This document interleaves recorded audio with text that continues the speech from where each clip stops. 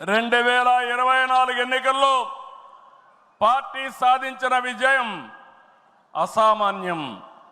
93% strike rate, 57% పైన vote షేర్తో కొత్త చరిత్రను సృష్టించాం. ఇది ముమ్మాటికి కారణం పసుపు సైనికులే, ఇక్కడుండే మీ నాయకత్వమే కారణమని మీ అందరికీ విజ్ఞప్తి చేస్తున్నాం.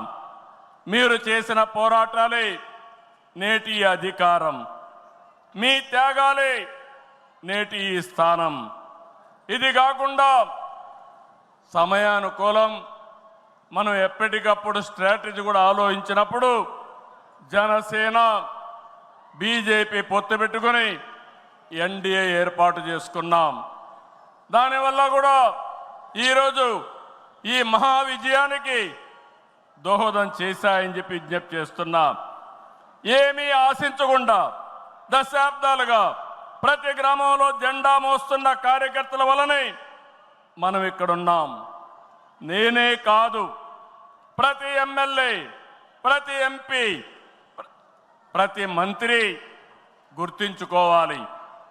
43 ఏళ్ల ప్రస్థానంలో దేశంలో ఏ పార్టీ ఎదుర్కొన్నటువంటి సంక్షోభాలు పార్టీ ఎదుర్కొన్నాం.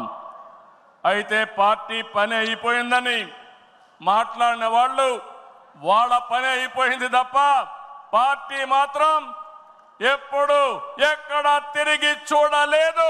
తెలుగుదేశం జెండా రెపరెపలాడుతూనే ఉంటుంది.